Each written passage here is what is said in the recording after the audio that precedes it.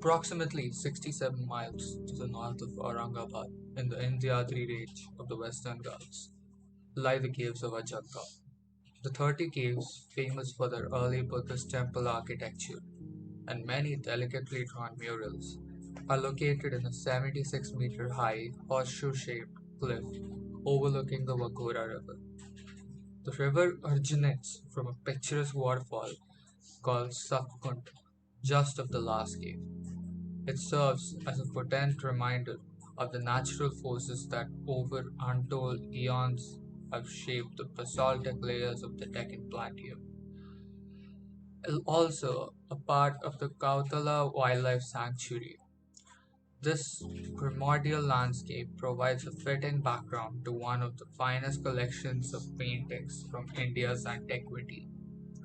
Accorded UNESCO World Heritage Site status in 1983, the ancient name of the site is untraceable today. Its current name is derived from a neighboring village, the local pronunciation of which is Ajanta. It would be interesting to note that Ajita is a colloquial name of Maitreya Buddha.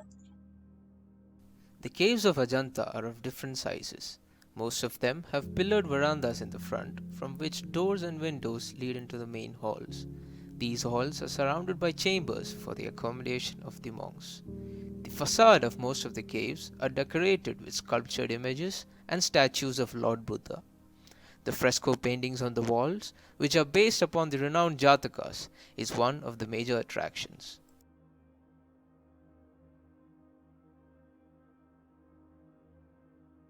Craft workers, who were organized in groups similar to guilds, carried out the work at the caves. Some cut out the rock and some sculpted it. Others applied a layer of plaster over the rock surface, made drawings, and then painted the murals using natural pigments such as ochre. The Ajanta paintings have rich and varied shades of yellows, browns, greens, and reds. Blue was used more sparingly in later works. The blue pigment was made from a costly imported mineral, lapis lazuli. The main features of the caves are the way the rocky hills have been precisely carved, the beautiful and intricate sculptural carvings and figurines of Lord Buddha, and lastly, the renowned paintings of scenes from Buddhist stories.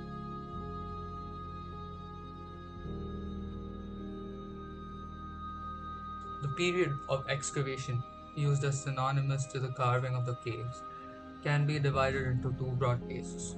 The earliest caves, that is Cave 8, Cave 9, Cave 10, Cave 12, Cave 13, and Cave 15A, belonging to the Hinayana phase of Buddhism, can be roughly traced back to the 2nd century BC, with its period of activity continuing to around the 1st century CE during the rule of Satavahana dynasty. The later phase of activities between the 5th and 6th century CE largely took place under the patronage of Vakataka dynasty. The Vakatakas were the contemporaries of the Gupta Empire. The greatest flourish of this phase took place during the brief but remarkable reign of the Vakataka emperor Harisena. By then, the mythologizing tendency of Indian thought had already given birth to Mahayana Buddhism from more austere Hinayana practices. The excavation and creation of the caves seem to have been a more community effort in the earlier phase. Group efforts contributed to the building of various parts of the caves, from facades to single cells. Later, however, construction was marked by sponsorship from influential patrons and local feudatories. Inscriptions from Cave 4, Cave 16, Cave 17, Cave 20, and Cave 26 indicate that often multiple caves were constructed under the benefaction of one patron. Examples would include local Risika king Upendragupta, Harisena's prime minister Varahadeva, and the Asmaka monk Buddhabhadra. Royal patronage did not, however, restrict its accessibility to an exclusive clique. Thus, despite being a Shaivite empire, Harisena presided over execution of some of the finest depictions of Buddha's legends. Location and layout. The peaceful surrounding and the fact that the caves lay close to the ancient trade routes and capital of the Satavahana Empire are reasons why this particular location was chosen. The caves were not excavated in isolation since similar activities were prevalent in most of the hills of the Western Ghats. The permanence of rock cut architecture to that of freestanding structure was another major reason why this location was chosen as a site. Of the 30 caves in the complex of Ajanta, 5 are chaityas, that is, prayer halls, and the rest viharas, monasteries. The caves are numbered according to their relative arrangement in the horseshoe shaped hill.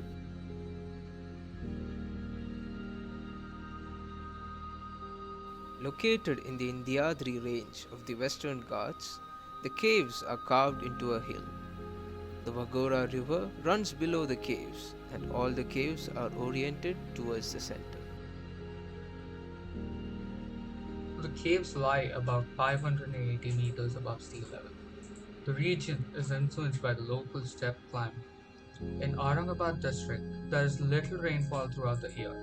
The temperature here averages 26 degrees Celsius or 79 degrees Fahrenheit. The annual rainfall is 741 millimeters or 29 inches. The driest month is January with 2 of rainfall. With an average of 179 the most precipitation falls in July. The warmest month of the year is May with an average temperature of 32 degrees Celsius. December has the lowest average temperature of the year. It is 21 degrees Celsius. All the 30 caves are oriented along the Vagora River in a U-shaped bend, giving a sense of centrality to the site. This image shows the sun path. The next image shows the Vagora river that runs along the curve of the hill. There is a viewpoint on top of the hills across the caves.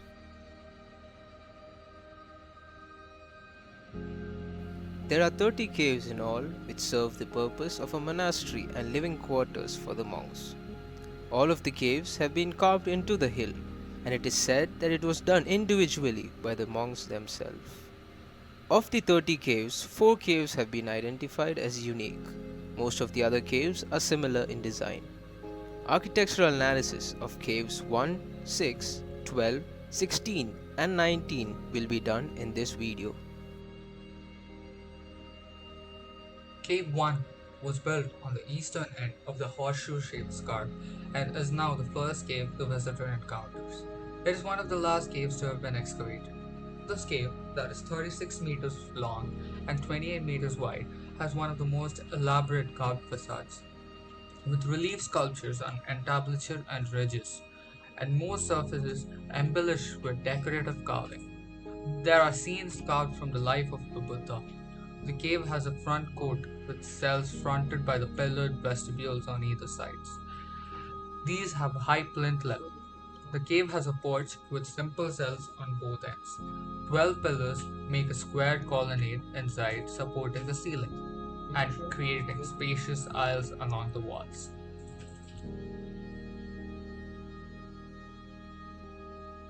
Here is a floor plan of the cave. As we can see, the cave is symmetric and follows an axis.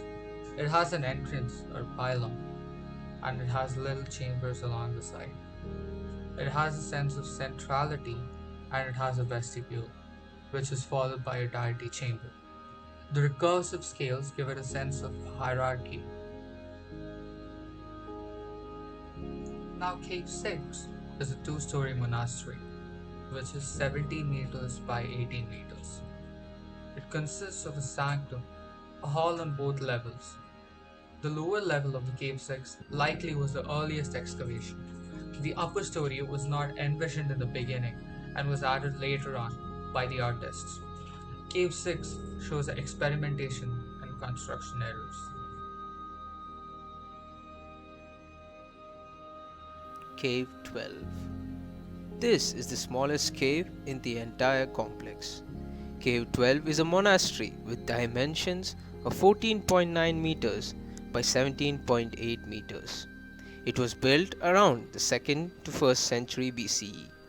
The cave is damaged with its front walls completely collapsed. Its three sides inside have 12 cells, each with two stone beds.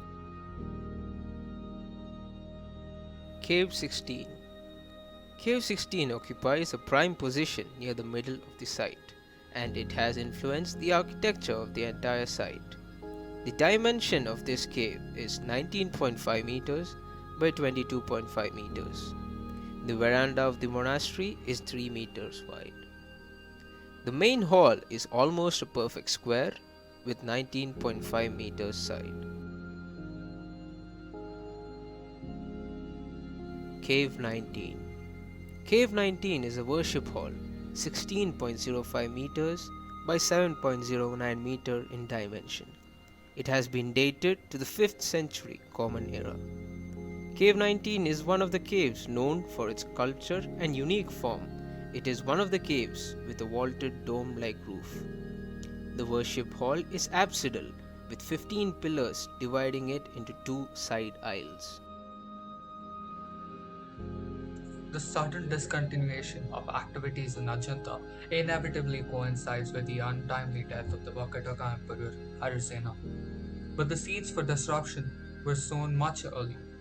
The provinces of Asmaka to the south of Ajanta, Anupa to the north, and Rasika, which included Ajanta, were inherited domains of Harisena. He did not have to conquer them.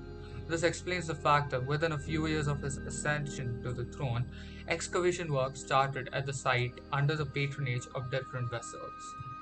It is not hard to surmise that the situation was relatively peaceful for neighboring rulers, despite having a belligerent history as they came together to sponsor the projects at the same site. By 480 CE, all excavations had ceased. Most of the patrons had either been dethroned or dispossessed from their seat of power.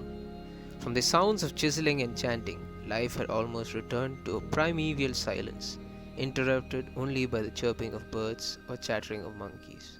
After all, the later phase of growth at Ajanta was driven by a dozen or even less courtly patrons hoping to carve out a monument of magnificent proportions and beauty. Unlike the earlier era, where it was a community effort that laid the foundation of Ajanta, this second outpour was bound to dry up with the change of fortunes of its handful of donors. In the end, what instigated its rapid expansion also forced its sudden abandonment. After a gap of many centuries, Ajanta is again thriving with travelers, scholars, and devotees alike from across different continents. Though it is no longer serving the purpose for which it was originally built, it has something to offer who can spend a few moments in quiet contemplation indoors. We would now like to conclude our video and add, in the words of renowned German archaeologist Ernst Walter Andre, to be found that ceramic im Dienste der Weisheit can be used to aptly describe the significance of the art of Ajanta. It is the business of art to grasp the primordial truth, to make inaudible audible, to enunciate to the primordial word, to reproduce the primordial images, or it is not art.